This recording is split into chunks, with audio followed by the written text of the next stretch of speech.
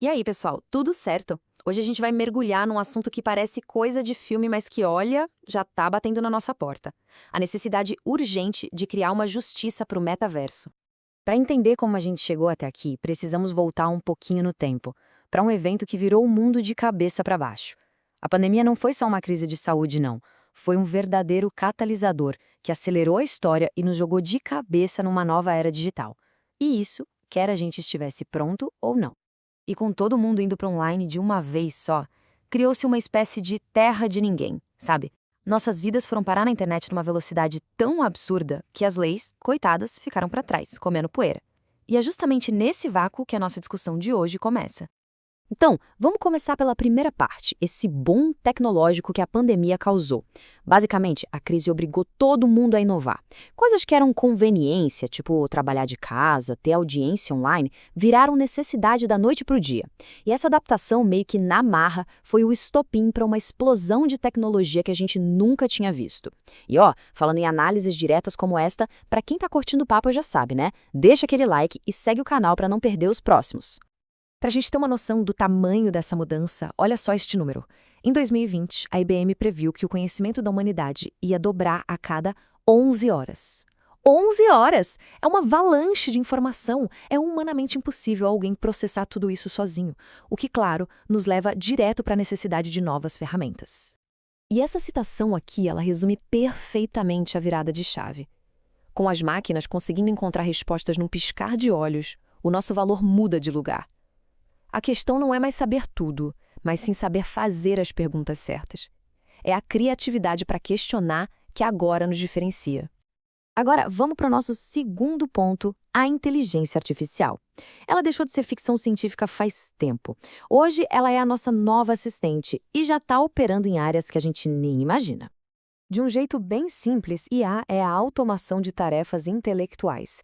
É a ferramenta perfeita para lidar com aquela avalanche de informações que a gente falou, sabe? Ela consegue filtrar o que não importa e cuidar daquelas tarefas repetitivas. E isso não é teoria, não. Aqui no Brasil, o Supremo Tribunal Federal já usa uma IA, o Victor, para analisar processos.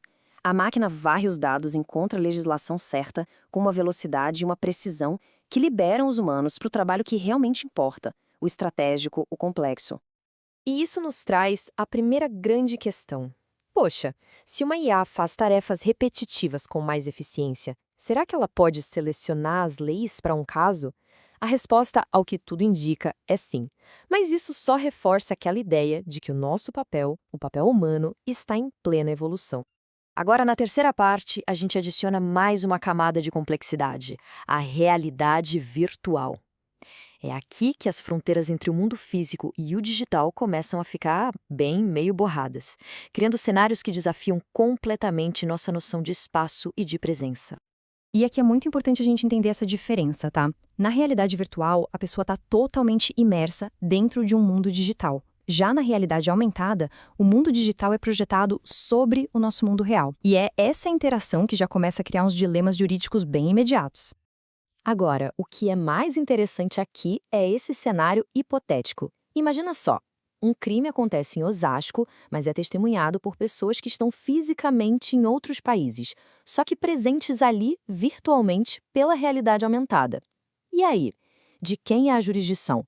Da justiça brasileira? Do país da testemunha? Como é que se intima uma testemunha virtual? E aqui a gente volta para o nosso tema central.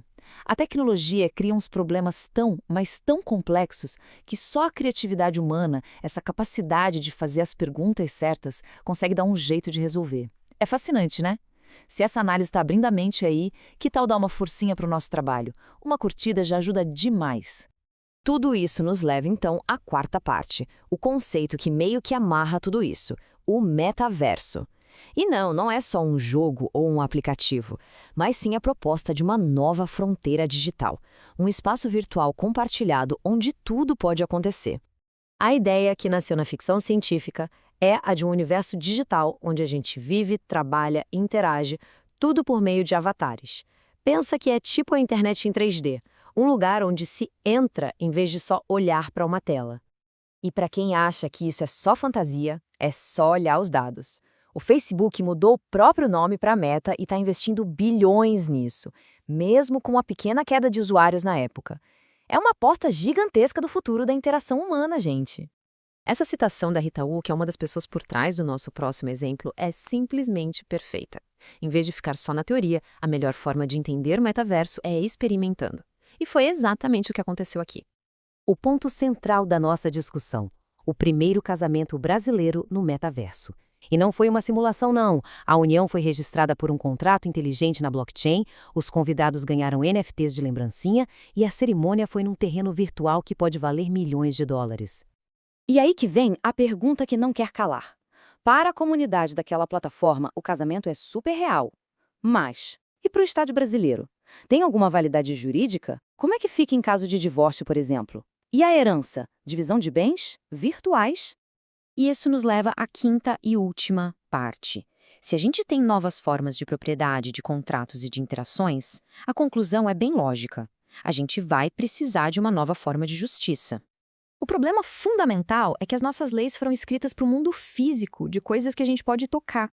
A Lei Geral de Proteção de Dados, por exemplo, é super importante, mas ela não é suficiente para lidar com a compra de um terreno virtual ou um contrato de casamento na blockchain.